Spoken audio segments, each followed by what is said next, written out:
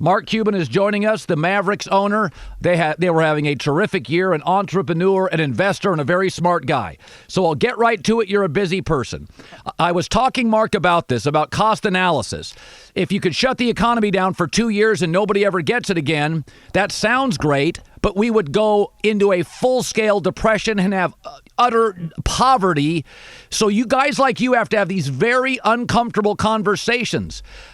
When you're talking about, soon, but not too soon, this morning, where do you land on that? I mean, all you can do is look for the information. I mean, Colin, we're working with imperfect information right now, and that's the genesis of the problem. Nobody really knows when this thing will end. Nobody really knows what it is yet. No one knows, can we cure it? We think we can, but it's not done yet. And, on one hand, it could take a long time. On the other hand, the cure could pop up tomorrow, go into trials, and be ready to go in 3 weeks. We don't know. So you have to anticipate all the different options, plan for the worst and hope for the best. Do we need a vaccine to really have a full-fledged economy where people are in restaurants? Your opinion on that? No, because a vaccine is to prevent you from getting it. And again, let me take a step back. I'm not a doctor. I'm not a medical expert. I'm just giving you, my opinion and nothing more. So I think we need to know that the doctors are telling us it's safe. We need to know that the experts are telling us it's safe. We can't guess. We can't say, oh, now we have a vaccine. No, when the Surgeon General and when Dr. Fauci says it's okay, then it's okay in my book. I do worry about sometimes on cable, journalism becomes a commodity. Where it's about either attacking a president or defending him. Do you think the news coverage has amplified the problem or been a non-factor? Amplified it dramatically. Because first you have to recognize who's the audience for most cable news, right? It's older. 21-year-olds aren't turning on CNN, MSNBC, or Fox News to get their information about any of this. What's happening is you're dealing, if you look at the average age of someone watching any of those three cable news networks, it's 65 plus. And who is the audience most likely to be negatively affected and possibly die from the coronavirus? That same age group. And so I don't think they've handled it correctly at all.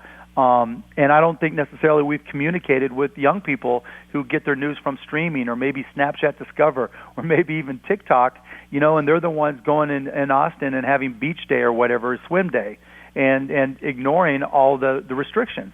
And so you've got to know how to communicate with each demographic, and I don't think anybody's done a good job of that right now. Mark Cuban joining us, owner of the Mavericks, busy guy, entrepreneur, and investor joining us here in the herd.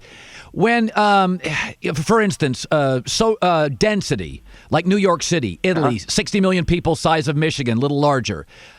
Clearly, population density is an issue. Does that mean to you that if we can get the large metros under control, for your league, you have some large metros and you also have, you have Oklahoma City. Mm-hmm. Do you see this? Is that an advantage, a disadvantage? Will that be considered? Is it possible the NBA would play in 7 or 8 cities with less population density? I have no idea, Colin, to be honest. I think if I had to guess, I would guess that we do it with no fans until we're absolutely certain that we can account for the safety of fans. And obviously we wouldn't do anything at all until we could account for the safety of players and staff. If we can do it, in an area where it's almost like, what was that movie, A Andromeda Strain, when I was a kid, where they, or the one where the nuclear power plant went haywire, where they came in and hosed you down before you can go in and out.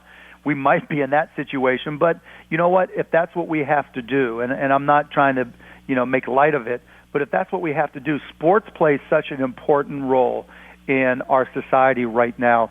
And again, this is me just speculating. I'm not doing this at all based on any scientific facts. We're in new territory, and I'm certainly not an expert. So if the experts tell us that if we disinfect everybody doing A, B, and C, and then they go into a confined area, and we can play a game that's then produced and presented maybe through robotic cameras, who knows, on television and streaming, my guess is, and this is me speaking, not Adam, that we would do it. Because sports is so important to us right now. We need something to cheer for. We need something to get excited about. We need something to connect with each other in our communities beyond individualized connections like we're doing now. We want something to root for. And if the NBA can lead the charge, I know that's important to us, and hopefully we can. Mark Cuban joining us. The banks appear well capitalized. I don't know. I always worry about banks in this situation. Economically speaking, it is. We've gone through crises before. How concerned are you about the economy going forward? I'm not concerned about the banks so much because the Federal Reserve will take whatever precautions and whatever steps are necessary. They're being very aggressive right now. Obviously, I'm concerned about the economy because, again, we're in uncharted territory.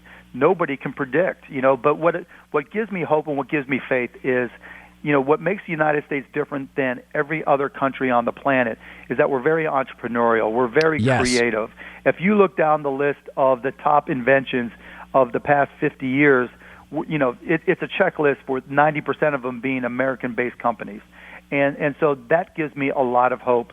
And, there'll be a point in time, Colin, when you and I are talking and we look back, whether it's 3 years or 5 years, and say, oh, my goodness, look at these amazing companies that were created out of the soot of the coronavirus because, there are creative people who have a vision for what it might look like or what they want it to look like on the other side of this that is going to be amazing. And so I have a lot of hope. I think, we will come out of it. I just don't know when or what it will look like. With challenges and obstacles come opportunity. Nobody knows that more than you. I have argued for a long time, and legalized sports gambling benefits football probably in America more than other sports. We all grew up kind of betting football. If this creates an opportunity to start the NBA season in Christmas and then own June, July, and perhaps early August, would you be for that? If you would. Are you kidding me? I've been, when David Stern, rest in peace, David, we miss you, and it would have been incredible to watch David in action and all this. When David Stern was commissioner, when I got into the league, I was like, why are we doing this? No one wants, football dominates prior to Christmas. Why don't we start Christmas Day and then go into the summer? And the answer was right. Historically, the number of homes that are watching television during the summer declines significantly. But now with cord cutting, we're in a different universe. Now with the corona world, we're in a different universe.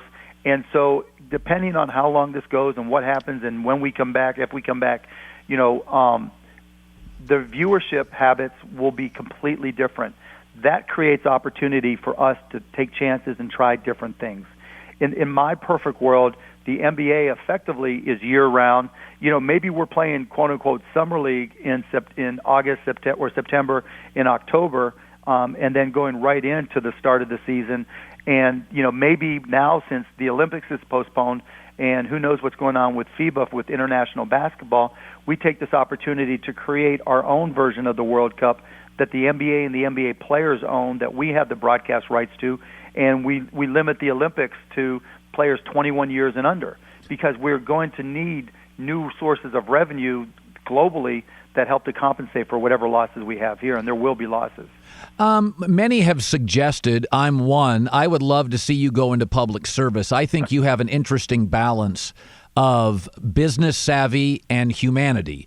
Mark, this has obviously been a moment. My wife doesn't listen to my show. I'm not sure she knows what I do for a living. She asked me if Mark Cuban had been on yet. And she said, then and only then will I listen to your show. Has this inspired you at some level, beyond being wealthy and an NBA fan, to make a difference in our lives? This 2-3 week stretch, you have been empowering so many people and holding people accountable. How has it landed for you? Is it perhaps changing you? Yeah, and I appreciate that, Colin. And let me just say, thanks to your wife, and my kids and my family won't watch Shark Tank, so don't feel bad. But yeah, it is. I've always had a saying that you don't have to be the leader to be a leader. And I just happened to be in a unique position with unique circumstances. It was just happenstance that the Mavs were the last game when the season shut down. It's just happenstance that, ESPN asked me to do the interview, and it came, and I had been thinking to support our employees and continue to pay them, and I happened to mention it. And that just kind of acted as a catalyst for everything that's happened since then. And I'm in a unique position where I don't have to worry about my next dollar. I'm not quarantined in the same apartment that I would have gone nuts in had this happened when I was 21 or 22. And so, I have a voice, I have a platform, I can speak out. I don't give a shit. Sorry, I don't care what others think or say, and so I just try to do the right thing now. And I don't know if it's made me want to run for public office more because my family's still against it, but it's made me realize that I can help, I can influence, I can call out bad actors, I can support good actors, I can help small businesses because my years of experience there. And why wouldn't I do it? And so I've made the effort to be a lot more visible and be a lot more vocal. Mark Cuban joining us. I know he has limited time, but I do think you're a voice and somebody. I believe you have the best interests going forward as somebody who's made a lot of money in corporate America. There is a sense in America, the billions will go to the corporations. They won't help the restaurateur. Do you ever, because I tend to be a financial moderate where I believe in some regulations, but not over-regulated. But in times like this, if you look back, there are times where there are a lot of bad actors, Mark. Yep. Are you concerned that we'll pump in, this could become a political story, 3 to 4 months of massive Fed money, and it goes, unfortunately, to too few people who don't have your means? Yes, I am. There's an old saying that QE is basic income for rich people, quantitative easing, and, it acts as a put on the stock market. Now, we're dealing with 100% uncertain information, so any decisions are going to be wrong for a lot of people. Imperfect information leads to imperfect decisions. We're kind of in a ready, fire, aim as opposed to ready, aim, fire mode. And so, yes, I'm concerned about that. I've been very vocal about the fact that if a company like Boeing, as an example, who I think has become a bad actor in a lot of ways, is going to take government money, then we need to do a Warren Buffett deal. When Warren Buffett gave $5 billion to Bank of America to help, support them and effectively bail them out, not only did he get equity, but he got warrants. And when Warren Buffett sold those warrants 5 years later, he invested $5 billion, ended up with $17 billion. Why can't the government make the exact same kind of deal? And the Boeing CEO, when he was asked about this, said, well, you know what, if the government wants equity from us, then we'll just go to other sources of capital and we'll work with them. Well, guess what, Boeing? Go work with them. Kiss the task. You can't. We need to negotiate as if someone smart was at the negotiating table. And I will say this: I've been dealing with some folks in the Treasury Department, and what Secretary Mnuchin is doing and has said he's going to do in terms of negotiating for some of the bailout funds and asking for equity, asking for warrants and options, I think is good. So that gives me some hope. But to answer your bigger question, I am concerned. And I've said very publicly that anything that we do for corporate executives that is paid for by taxpayer money, every single employee for that company should get the exact same thing. So, because no company comes back without every employee in that company busting their ass. And so if there's an executive that gets $1 million in bonuses and they make $1 million, that's 100%. Every other employee in that company should get 100% of bonuses, whether it's equities, whatever it may be, equal to their salary. And you have to do that because the reality is nobody is going to get ahead getting paid by the hour or just getting paid a salary. You have to have equity in something. It's just like our homes. We own equity in our homes, and when they appreciate, that's really where most of our wealth is across the country. And for those people who don't have homes or just working by the hour, basic salary, we need to give them equity in these companies because that's the only way we're going to close the gap so that an individual getting paid by the hour, if they have stock in the company, stock in their 401k, they get the benefit as much as the CEO, and that's how we close the income equality gap. By the way, Mark, in Los Angeles, Manhattan Beach, well, Yep. They're closing everything. I'm sitting in my house, a couple power walks in the neighborhood, but I'm not going anywhere. Just if I could ask a question about Dallas, are they heating warnings? For the most part, yeah. Okay. Yeah, I mean, we'll go take a walk around the neighborhood and keep our distance, but we're not letting kids come over our house. We're not letting our kids go anywhere. Fortunately, our kids' school makes them sign in at 8 in the morning and turn in their assignments and those types of things. So that's helped quite a bit as well. Mark, thank you for talking to our audience and for sharing time with us. You're incredibly busy. You're always thoughtful, and thank you so much. Thank you, Colin. Have me on anytime. All right, Mark, appreciate it, buddy. Mark Cuban.